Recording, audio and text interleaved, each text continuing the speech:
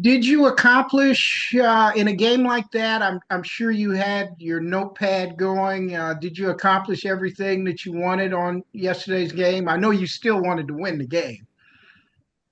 Yeah, yeah. Let's start there. No, I didn't. It's that was the number one goal, and certainly keeping everyone healthy, and then being aware of some of what the guys had on the line too. That's you always want to try and make sure you're connected as far as that goes as well. So the number one thing was to get out of the game healthy as we could.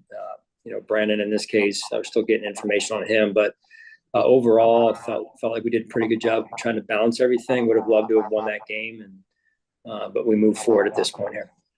Is that a concern? He's been your main return guy. Going into a playoff game, do you feel that you and Brandon might have to make any moves prior to the game? We'll see. Like I said, it's still kind of early in terms of the information coming from our medical team. So we'll just take it one day at a time here on it. All right. Thank you, Coach. Thanks, Pat. Hey, Coach. Ian Mills with News 10 NBC in Rochester. How you doing this afternoon? I'm doing pretty good. How are you, Ian? I'm not bad. So obviously the Broncos this week, and Sean Payton, a guy you have a lot of history with, dating back to the Panthers and Saints days.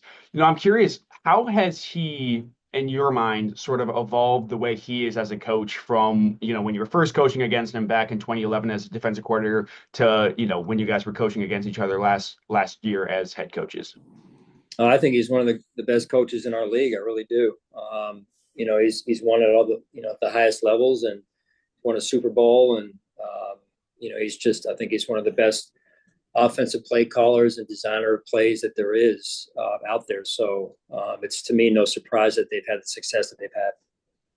We've been talking a little bit about their defense. What, in your mind, has sort of helped that defensive line and that linebacker core sort of maybe unlock something to now become, they had the most sacks in the league by a pretty wide margin?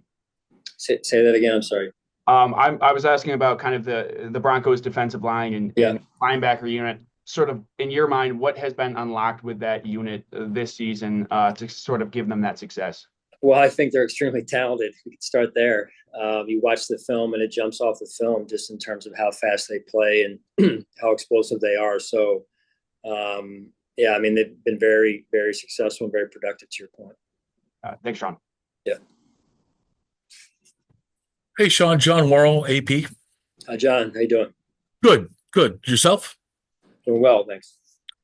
Joe Brady, there's been reports. Can you confirm reports that there's been requests from the Jets and the Saints to interview Joe Brady? And what is your philosophy on these interviews right now? Well, I'll start there. I mean, yes, with the philosophy is, we're going to keep the Buffalo Bills and the business of the Buffalo Bills at the top of our priority list. And then number two is always wanting the best for Joe. And, he's a guy that's done a really good job here, as you guys know, and, deserves the attention that he's gotten. So with that comes some interview requests, and we have received some of those, and, we'll see where it goes in the days and weeks ahead here. And speaking of Joe, what he always talked about the things that he learned in Carolina during the last time, the other time when he was an offensive coordinator. What have you seen in his development, maturity, and maybe just confidence that he's gained over the course of this, since he took over the reins a year and a half ago? Well, there's a lot in there in that one question. Felt like it was like 5 questions in one here.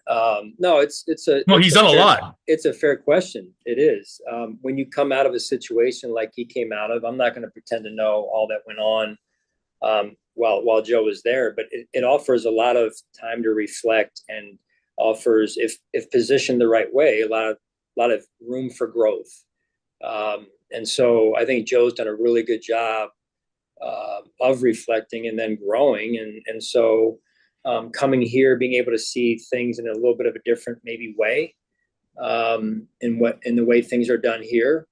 And then Joe continuing to grow and being able then, just over a year and a half ago, whatever it was, to, get another shot at being a coordinator. And, what I've seen is his leadership continue to grow and his impact on our offense in particular.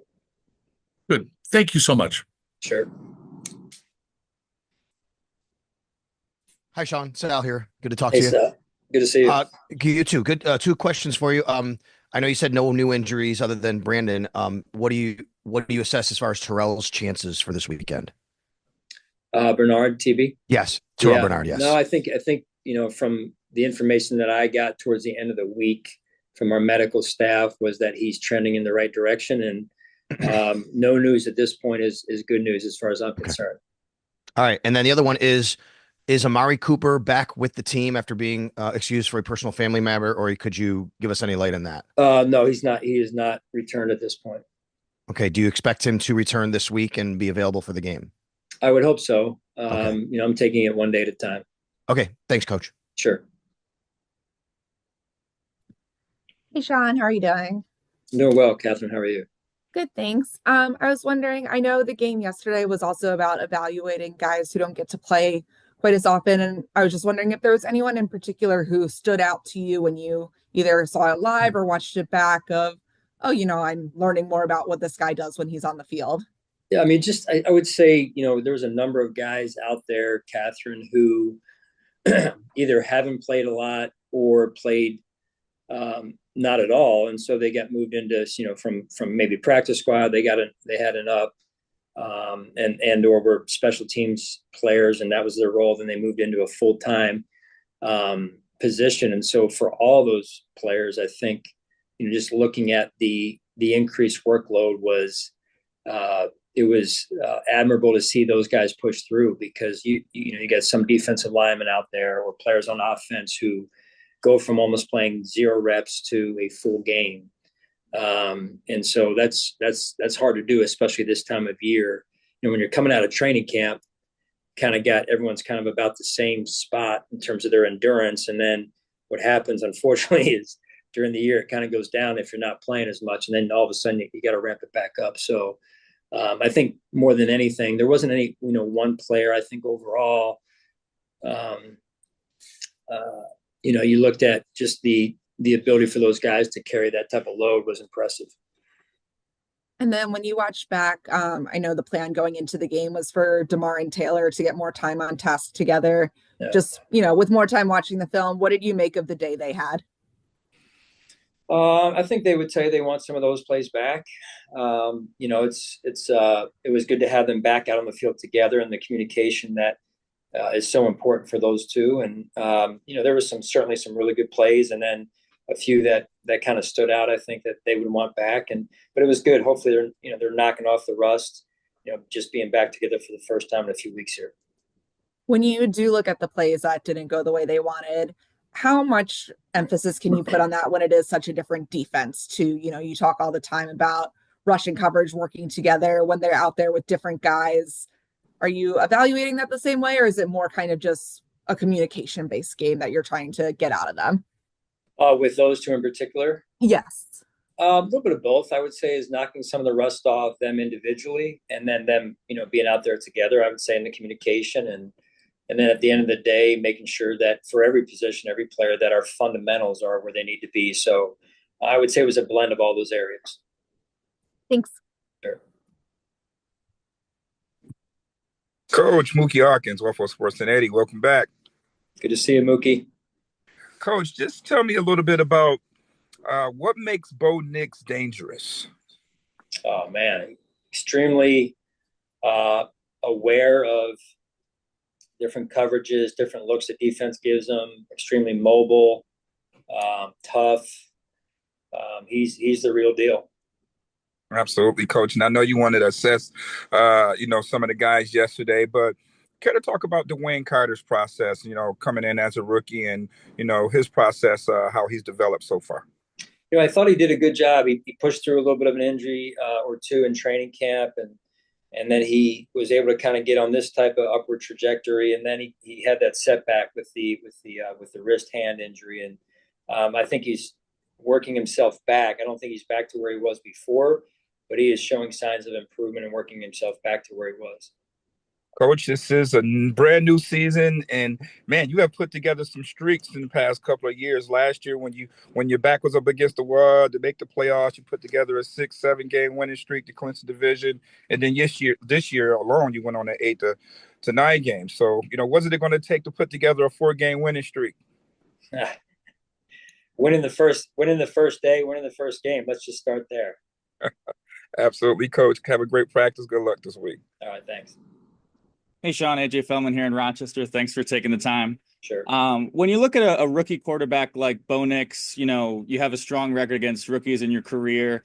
Do you maybe throw a little kind of less at him when he has so much experience in college, maybe making him less of a rookie, less prone to, maybe typical rookie mistakes when he has that experience in his back pocket coming into the NFL?